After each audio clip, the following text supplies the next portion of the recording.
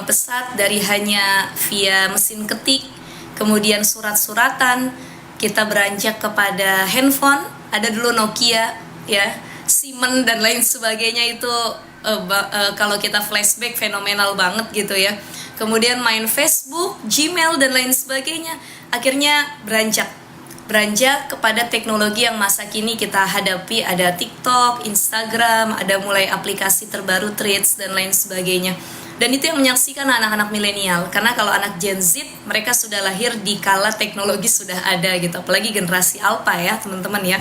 Jadi Masya Allah, kita mungkin dulu punya inner child, kita pernah disakiti orang tua, kita pernah punya pengalaman buruk, ada yang punya traumatis ya. Entah itu dilecehkan oleh orang sekitar, entah itu pernah dibully saat masih kecil. Dan ternyata inner child itu, luka masa lalu itu gak hilang, luka itu gak hilang. Itu sampai besar tetap keinget. Makanya ada istilah menikahlah ketika engkau sudah berdamai dengan dirimu sendiri. Kenapa ada pernikahan yang akhirnya gonjang-ganjing, ada orang tua yang akhirnya belum siap memparenting anaknya, kemudian menggait anaknya, ya menjadi guidance buat anak-anaknya, karena ada orang tua, ada istri, ada suami yang belum selesai dengan masa lalunya, belum selesai dengan inner child-nya, belum selesai atau berdamai dengan masalah yang ada dulu. Jadi yang sudah-sudah kita lupakan. Maka kita lihat di slide pertama, boleh Teh Ayum atau tim dari Kitalk, mungkin boleh di slide pertama. Baik. Kunci kalau kita pengen sakinah, as-sakinah fi qulubina, kita pengen ketenangan dalam hati kita, semua kita pengen tenang.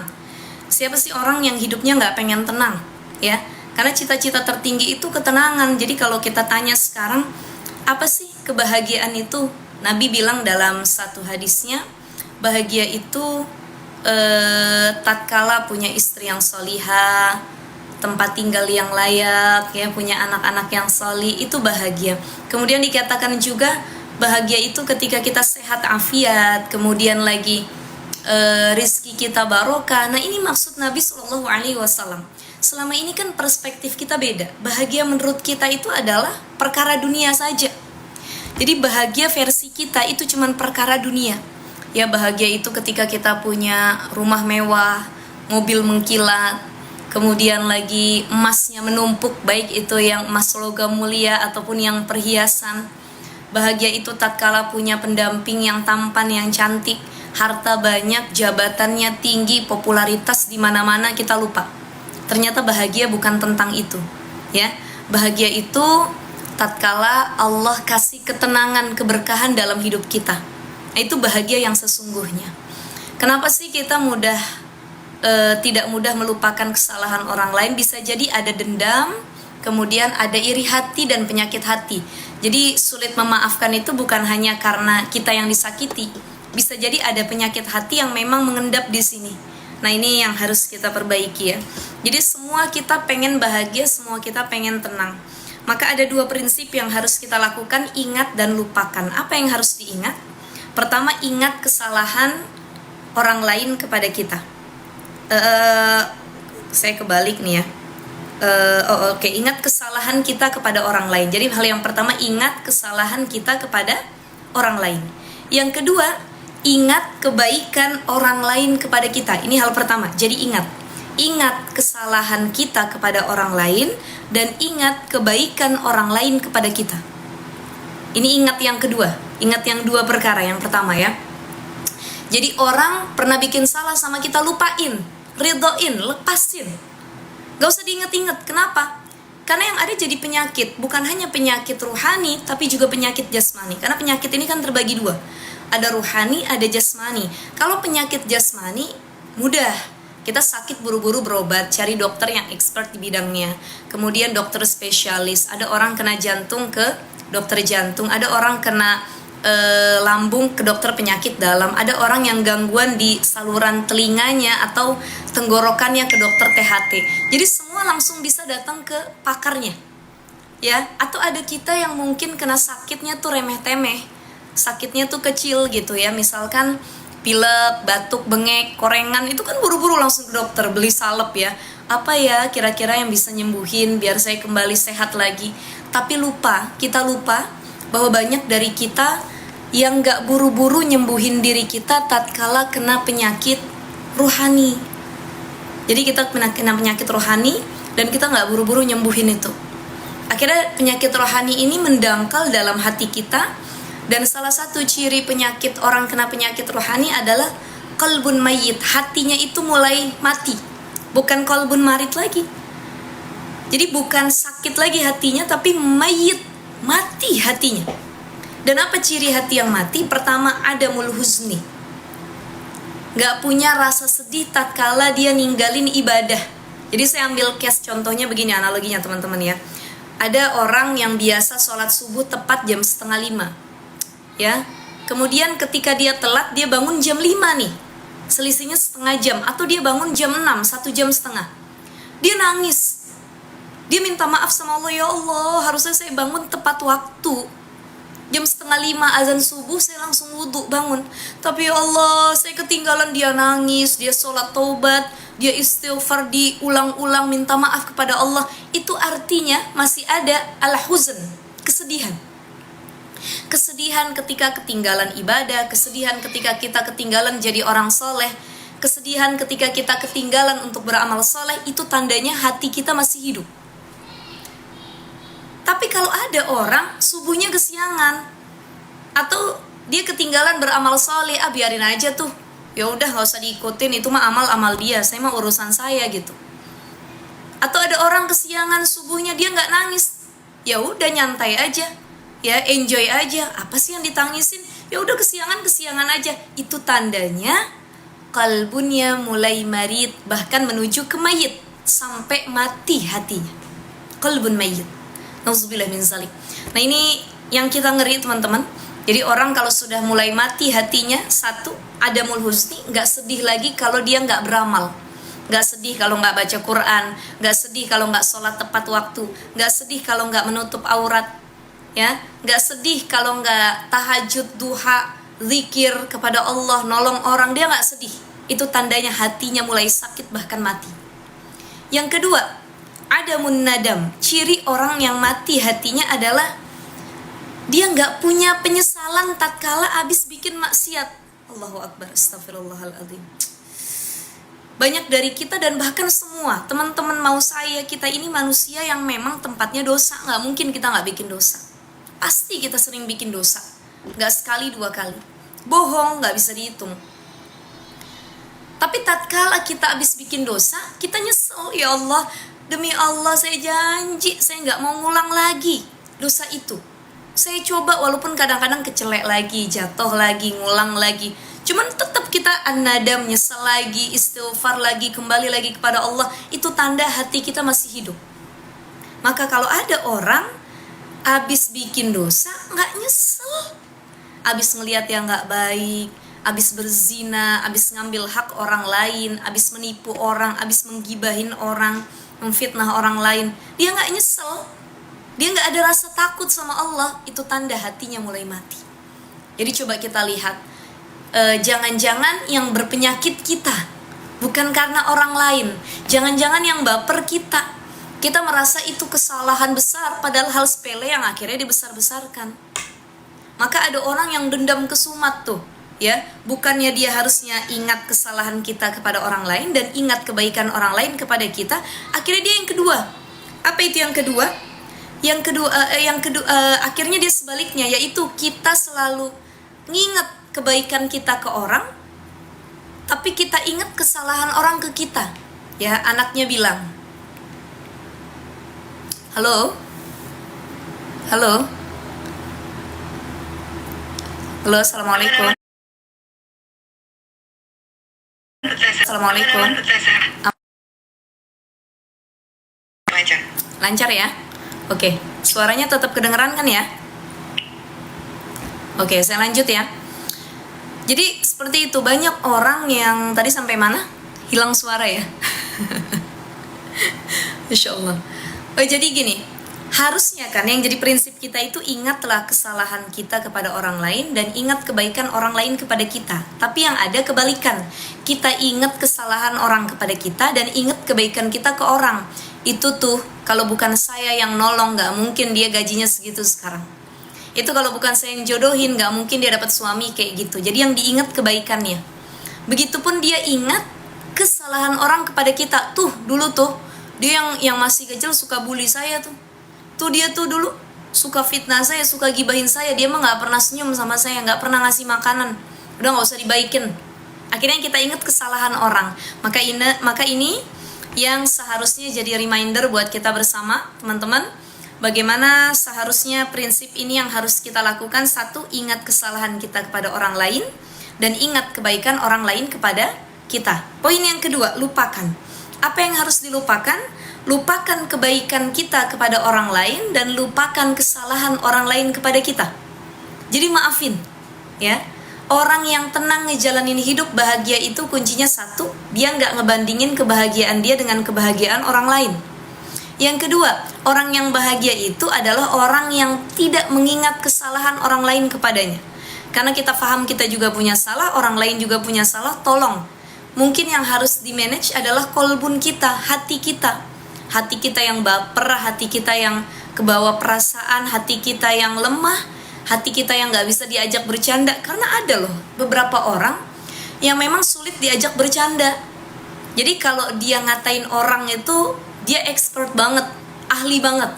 Tapi ketika dibalikin, dibercandain, itu bapernya tuh parah gitu. Nah itu yang harus jadi reminder buat kita, jangan sampai kita di titik ini, ya.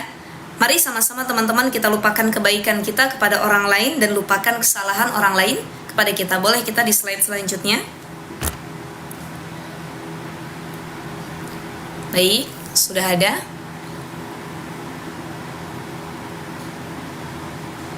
Slide selanjutnya.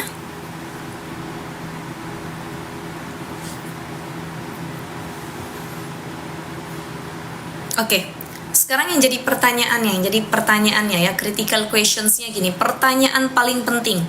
Kenapa sih kita harus jadi pemaaf? Kenapa kita harus memaafkan kesalahan orang lain, baik itu orang tua, pasangan, anak, orang-orang yang pernah menyakiti kita? Paling tidak satu, memaafkan itu adalah salah satu sifat penghuni surga. Jadi kalau kita lagi berat, maafin orang. Kalau kita lagi bener-bener dendam kesumat, inget terus kesalahan orang, coba inget deh, tujuan kita tuh apa? Tujuan kita tuh khalifah fil ard. Tujuan kita tuh diciptain Allah untuk apa? Illa liya'budun, untuk ibadah. Allah pengen kita ibadah, maka bersihin hati kita, lurusin niat kita, dan tujuan kita tuh cuma dua, ridho Allah dan syurganya Allah. Allahumma inni as'aluka ridhoka wal jannah wa a'udzubika min sakhatika wan nar. Tujuan saya cuma dua, ridho Allah, syurga Allah. Gak ada lagi yang lain. Udah, dua itu cuman. Ridha Allah, syurga Allah. Makanya dalam surah Ali Imran ayat 134, alladzina yunfiquna fis sarra'i wad dharra'i wal kadhimina al ghaiza wal 'afina 'anil nas wallahu yuhibbul muhsinin. Ini ada 3 sifat para penghuni syurga. Siapa mereka? Alladzina yunfiquna fis sarra'i wad dharra'. Mereka orang yang selalu bersedekah, berbagi, jadi orang dermawan, baik itu tatkala dia hidupnya susah ataupun senang. Selama ini realitanya yang kita lihat, ada orang yang nolong orang lain itu tatkala sudah kaya raya. Jadi ketika dipintain sedekah atau zakat, saya kan miskin, masa saya bersedekah sih, harusnya saya yang dapat sedekah. Nah ada banyak yang seperti itu. Padahal orang kaya sedekah atau berbagi itu udah biasa karena dia kaya raya. Tapi kalau ada orang dia nggak kaya raya, dia kekurangan bahkan sulit untuk makan, tapi dia mau tetap berbagi, demi Allah ini orang yang luar biasa sekali. Karena tadi kata Allah, salah satu penghuni surga tadi, mereka yang sedekah baik di kala kecukupan ataupun kesulitan secara perekonomian. Yang kedua, wal kadhiminal ghaiz. Para penghuni surga itu ciri yang kedua kata Al-Quran ini, wal kadhiminal ghaiz, mereka yang mampu menahan amarahnya. Jadi marah itu boleh, kata Imam Al-Ghazali, marah itu jadi polisi dalam diri kita, jadi benteng dalam hidup kita. Coba saya pengen ngobrol sama teman-teman begini, bayangkan kalau sifat marah itu Allah cabut, ya, nazaat, dicabut sama Allah tuh al-ghadab tadi, sifat marah. Jadi kita gak punya sifat marah. Betapa lucunya kehidupan yang kita jalankan. Misal, kita punya suami, Ada yang ngambil suami kita nggak marah. Kita bilang, oh iya boleh, silahkan nanti dibalikin lagi ya, dijaga baik-baik. Nggak ada marahnya sama sekali. Ada maling masuk rumah kita, ketahuan, ya. Kemudian dia lagi ngambil perhiasan, kita bilang, ngapain ngambil perhiasan? Bilang dulu atuh sama saya. Atau boleh nggak saya ambil ini? Boleh, udah ambil yang banyak lagi, tambah-tambah. Artinya marahnya tuh nggak ada. Kan lucu hidup seperti itu. Nggak mungkin. Karena marah itu jadi polisi benteng tatkala kita dibully, dilecehkan, difitnah, kita maki-maki, agama kita dihina, Tuhan kita, Nabi kita dihina, kita marah. Itu benteng, kata Imam Al-Ghazali. Jadi marah itu fitrah, teman-teman. Marah itu fitrah dan itu sifat yang memang Allah hadiahkan dalam diri manusia. Tetapi yang menjadi perkara atau akhirnya jadi dangerous ya, perkara yang mengerikan, tatkala marah itu kita tidak realisasikan dengan hal yang baik. Jadi orang marah boleh, tapi kalau ekspresi atau mengekspresikan marahnya dengan cara yang tidak baik, maka ini yang zolim ataupun salah. Jadi contoh, ada suami marah sama istrinya, pulang kerja lapar, udah dikasih uang belanja tapi nggak dimasakin, istrinya keluar rumah nggak izin sama suaminya. Suaminya marah, ya. Tapi marahnya suaminya cuma diem, atau di stop uang belanjanya, itu marah yang maslahat.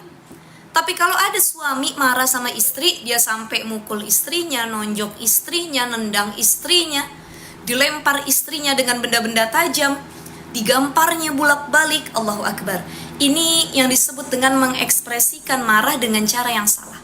Karena ada orang yang punya sifat marah, tapi marahnya tuh nggak dihandle pakai akalnya. Jadi kalau orang masih tadi kalbunnya masih salim, kalbunnya masih sehat, pikirannya masih salim, masih sehat, tatkala dia marah, dia mampu self control, mengontrol dirinya dengan sebaik mungkin. Oke, saya mau marah boleh, tapi marah yang seperti apa? Yang seperti ini dan tidak boleh menyakiti orang lain. Nah, itu yang harus kita lakukan. Berapa banyak sekarang orang marah dan akhirnya menzolimi orang lain. Dia marah, kita lihat banyaknya kasus pembunuhan. Ada orang tua marah kepada anaknya dibunuh. Ada suami marah kepada istri, istrinya dimutilasi. Ada istri yang marah kepada suami, suaminya dibakar hidup-hidup. Ya, ada yang marah atas nama cinta juga akhirnya saling membunuh satu sama lain. Wallahu a'lam bishawab, ya Allah. Ini banyak banget sekarang kasus demikian, itu karena marah yang tidak bisa dikontrol.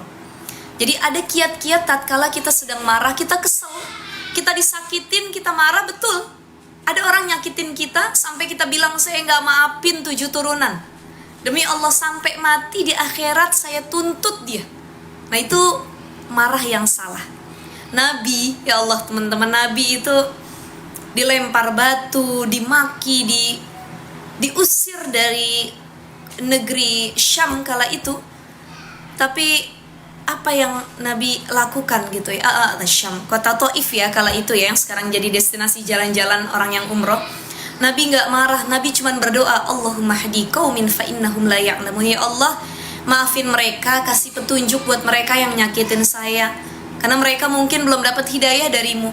Begitupun kita, tatkala ada orang yang nyakitin kita, coba ikut akhlaknya Nabi. Ya Allah, Allahumma ufir lahu, maafin mereka ya Allah, ampunin mereka. Mungkin mereka nyakitin saya karena mereka nggak tahu, karena mereka kurang ilmu, karena mereka kurang ngaji, karena mereka kurang dekat sama Engkau ya Allah.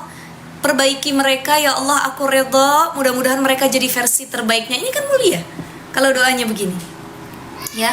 Kebanyakan kan kita sumpah serapah, ada orang nyakitin kita, kemudian kita realisasikan hadis Nabi. Salah satu doa yang dikabulkan adalah da'watul mazlum, doa orang yang dizulimi. Maka tatkala kita dizulimi, kita doakan habis-habisnya.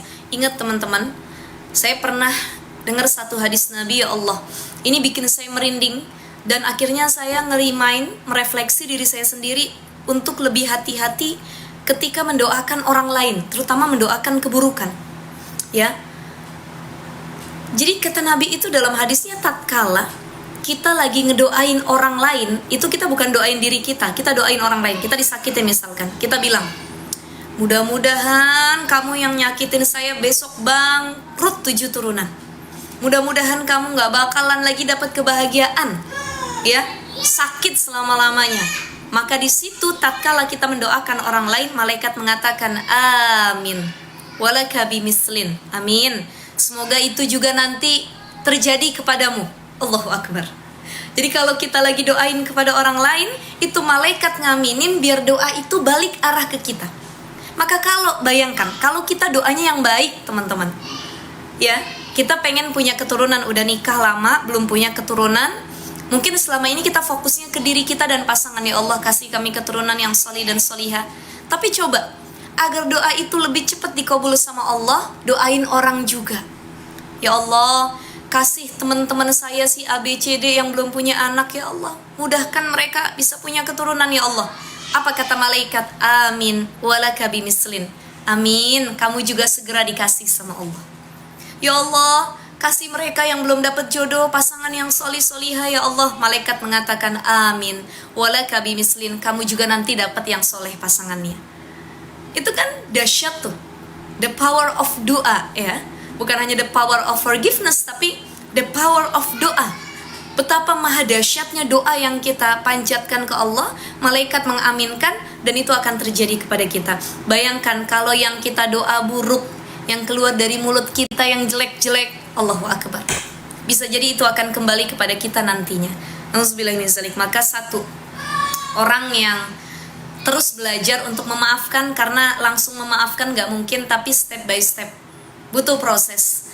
Dan kapan kita bisa sembuh dari luka untuk lebih ridho memaafkan, gak ada yang tahu, karena obatnya cuma waktu, dan yang ngasih waktu terbaik itu adalah Allah. Kita cuma ikhtiar, terus belajar, doa, ya Allah, lapangin hati saya untuk memaafkan, ya Allah. Ya Allah, mudahkan saya untuk menerima yang sudah terjadi, ya Allah. Saya manusia biasa, ya Allah. Maka tolong, ya Allah, aku bisa meniru sifat baikmu, yaitu al-afu, ya. Ini ada di poin nomor 4. Jadi yang kedua, selain memaafkan itu adalah salah satu perbuatan para penghuni syurga, memaafkan juga cerminan sifat Allah, al-afu. Innallaha ghafurur rahim. Ya, innaka afun karim. Allahumma innaka afun karim. Tuhibbul afwa fa'fu anna ya karim. Itu kalau di akhir Ramadan, 10 hari terakhir Ramadan, kita suka baca Allahumma innaka afun karim. Tuhibbul afwa fa'fu anna ya karim. Ada kalimat al-afu. Itu adalah sifat Allah, afun karim. Allah mulia, memaafkan. Dan kita, hamba yang diberi akal, diberi agama, pasti kita mengikuti atau mengaplikasikan sifat Allah dalam diri kita, yaitu al-afu. Bagaimana kita bisa mencontoh sifat pemaafnya Allah. Nah ini, kenapa kita harus memaafkan? Karena Allah aja al-afu, maha memaafkan gitu. Masa kita gak mau maafin gitu ya? Kemudian memaafkan itu menaikkan derajat. Ya, mazada tidaklah menambahkan sesuatu Allah. Mazadallah, ya, illa kecuali kemuliaan. Illa izzan, kecuali kemuliaan yang akan Allah kasih kepada orang yang sering memaafkan. Jadi maafin itu bukan berarti kalah. Maafin itu bukan karena kita yang salah, bukan. Tapi memaafkan lebih kepada kita nyontoh sifat Allah. Kita berharap diangkat derajat kita oleh Allah. Memaafkan bukan karena mereka pantas dimaafin, karena memang mereka salah, tapi memaafkan karena kita yang pengen sehat baik ruhani dan jasmaninya. Itu hal yang terpenting ya teman-teman ya. Kemudian yang keempat apa? Memaafkan itu bukan mengalah ya, tapi mengusahakan hidup tanpa masalah. Kita gak pengen punya musuh, kita gak pengen hidupnya gak tenang, kita gak pengen punya punya rekaman atau record yang gak baik di sisa hidup kita sebelumnya. Kita gak pengen itu menghambat masa depan kita dengan luka-luka yang pernah kita alami. Maka yuk lepasin, terus tarik nafas, minta sama Allah. Gak ada yang mampu menyembuhkan kita kecuali Allah Asy-Syafi, Allah yang maha menyembuhkan. Mintanya sama Allah, cari kesembuhan itu dengan zikrullah, Allah, Allah, Allah. Kita nangis di sepertiga malam, kita qiraatul Quran. Coba, pernah gak sih kita sholat sampai nangis? Pernah gak sih kita baca Quran sampai nangis? Kenapa sempat kita di fase demikian, itu tandanya kita menikmati ibadah yang sedang kita lakukan. Kita benar-benar lagi face to face sama Allah, kita lagi komunikasi, lagi menghadap Allah. Dan di situ kita iyyaka na'budu wa iyyaka nasta'in. Ya Allah, saya ngadunya cuman kepada Engkau, saya cuman ngadunya datangnya juga kepada Engkau, saya punya keluh kesah, nggak ada yang bisa ngasih solusi kecuali Engkau. Datang, iyyaka na'budu wa iyyaka nasta'in. Itu. Jadi bukan berarti mengalah ya, tapi kita nggak pengen punya musuh, udah. Nggak pengen punya masalah, udahlah. Ya udah. Ya, artinya bagaimana jalan Allah saja, bagaimana takdir terbaiknya, dan pasti ada hikmah di balik luka yang pernah kita alami. Gitu ya. Jadi mengumpat, mendoakan yang baik nggak ada ujungnya, nggak ada manfaatnya, karena yang ada keburukan untuk diri kita. Baik, boleh di slide selanjutnya. Kita lihat banyaknya kisah-kisah inspiratif ya, yang bisa kita aplikasikan dalam kehidupan kita sehari-hari. Tatkala mungkin kita dilukai, kita disakiti, diantaranya adalah the one and only gitu ya. Rasulullah Shallallahu Alaihi Wasallam, Nabi Muhammad Shallallahu Alaihi Wasallam, beliau adalah contoh terbaik ketika menjadi hamba yang bisa merefleksikan sifat pemaaf dalam dirinya, gitu ya. Sifat-sifat Allah al-afu dalam diri Nabi direfleksikan dengan sangat baik. Jadi Nabi disakiti, tatkala itu di kota Taif beliau doakan yang baik. Beliau dicaci, orang-orang yang baru masuk Islam as-sabiqunal awalun dibunuh oleh orang-orang kafir Quraisy, beliau nggak balas, nggak ada yang beliau balas. Atau Nabi berjalan menuju masjid, diludahin. Ketika nggak diludahin, Nabi nyamperin, nanya, mana yang biasa ludahin saya? Ya, ternyata sakit, nggak disyukurin sama Nabi. Ya, nggak dikatain sama Nabi, nggak didoain buruk, tapi Nabi datang menjenguk, bawa makanan, didoain. Hingga orang yang meludahi, Yahudi yang meludahi, akhirnya masuk Islam karena akhlaknya Nabi Shallallahu Alaihi Wasallam. Coba, bagaimana kalau kita mengikuti akhlak Nabi itu? Ada orang yang mungkin sering ludahin kita kesel tiap harinya. Tetapi tatkala dia sakit, apa yang keluar dari lisan kita? Bukan doain kayak Nabi, bukan ngejenguk, kita bilang syukurin. Kalau bisa jangan lama-lama dah hidupnya. Itu. Kadang-kadang yang keluar dari lisan kita demikian. Bedanya kita sama Nabi, makanya sangat-sangat banyak sekali ya betapa mulianya akhlak Nabi Shallallahu Alaihi Wasallam. Baik. Kemudian ada kisah seorang Arab Badui, ya. Arab Badui ini dulu seorang yang ahli pemaaf. Beliau itu tiap malam sebelum tidur selalu menghapus rasa dendam dari hatinya, dan ini boleh kita aplikasikan teman-teman kalau bisa. Tiap malam sebelum tidur nangis dulu, maafin orang. Bukan cuma minta maaf sama Allah, ya Allah ampuni dosaku kepada orang-orang di sekelilingku, tapi bagaimana saya juga ridho, ikhlas, saya maafin semua kesalahan orang yang nyakitin saya. Nah, ini yang harus kita lakukan, gitu ya. Ya Allah. Dulu seorang Arab Badui ini, Nabi berkumpul dengan para sahabat. Kemudian Nabi mengatakan, coba. Kita akan melihat salah satu penghuni surga sedikit lagi akan datang. Para sahabat bingung, yang mana calon penghuni surga? Padahal yang lain sahabat Nabi loh, ada Sayyidina Umar, Abu Bakar, Utsman, Ali. Kok ini ada lagi siapa? Bukankah mereka yang paling mulia, yang paling dekat sama Nabi? Maka tiba-tiba datang seorang Badui yang semua tercengang bilang, aduh kayaknya gak ada keistimewaannya deh. Biasa aja deh, kok Nabi bisa bilang dia calon penghuni surga? Maka semua bertanya-tanya, wahai Nabi, apa kira-kira standar dia disebut sebagai calon penghuni surga? Maka Nabi mengatakan, aku tidak ingin mengungkapkan, silahkan kalian cari tahu sendiri. Maka salah satu sahabat Nabi, namanya Abdullah bin Amr bin As, beliau ikut ke rumah seorang Arab Badui ini. Kemudian izin, boleh nggak saya nginep di sini? Boleh. Ikut, nginep, melihat bagaimana apa yang dilakukan oleh Arab Badui ini sehari-harinya.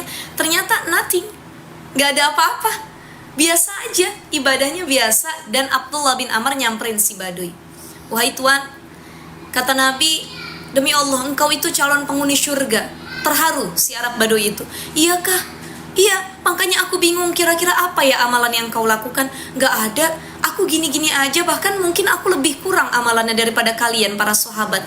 Nah itu juga aku bingung, aku nggak melihat keistimewaan yang kau lakukan. Tetapi, kata Abdullah bin Amr, selama aku nginep di sini, aku sering menyaksikan engkau itu saja yang udah pernah melukai saya, demi Allah saya maafin. Itu yang dilakukan si Arab Badui ternyata setiap malamnya. Masya Allah. Jadi pentingnya memaafkan, karena banyaknya kisah inspiratif tentang memaafkan. Kalau Nabi bisa, kalau mereka bisa, ya. Ya jadi kalau ada orang yang bilang itu kan Nabi, beda sama kita. Oh, Arab Badui loh, bukan sahabat Nabi, bukan orang yang mulia, yang khulafaur rasyidin tadi, tapi ini juga jadi penghuni surga. Maka kita bisa insya Allah mengikuti jejak itu. Baik, yang terakhir. Baik, yang terakhir ada 2 level memaafkan, ya. Jadi memaafkan ini ada 2 level ya.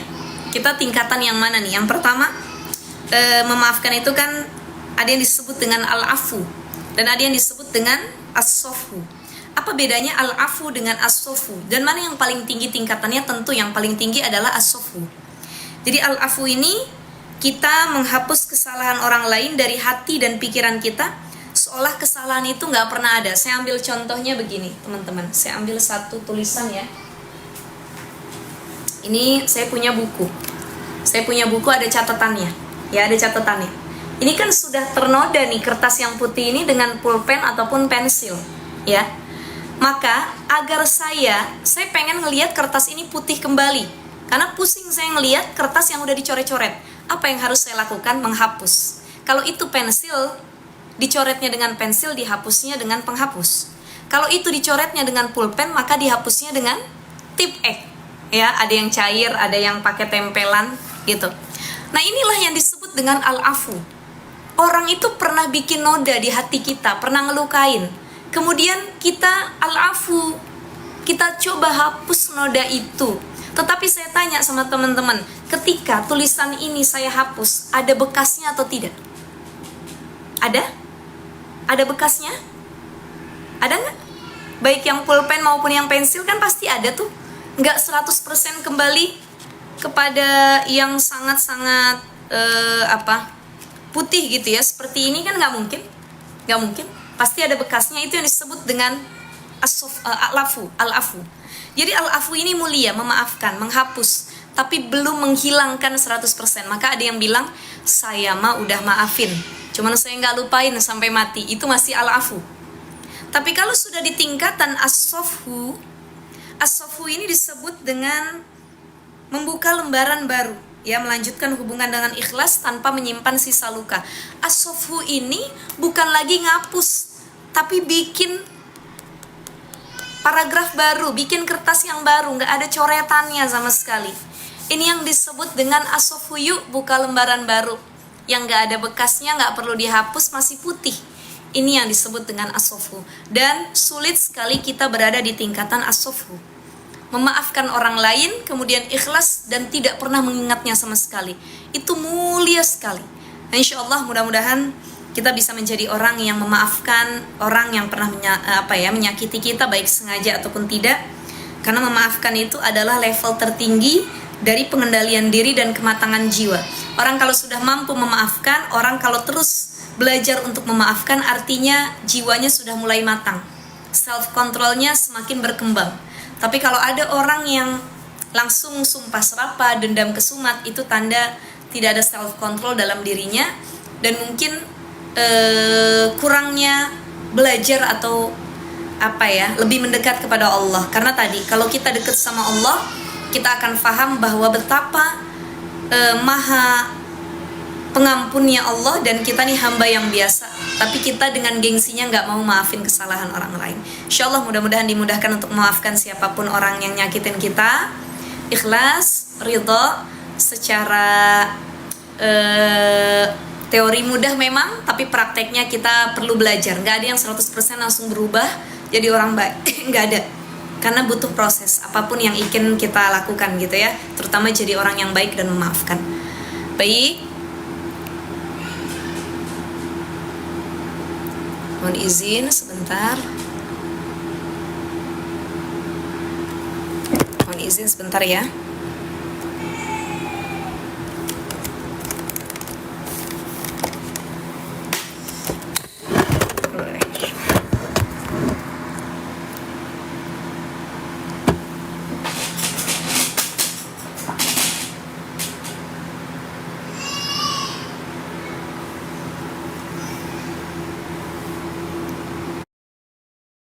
boleh Bunda?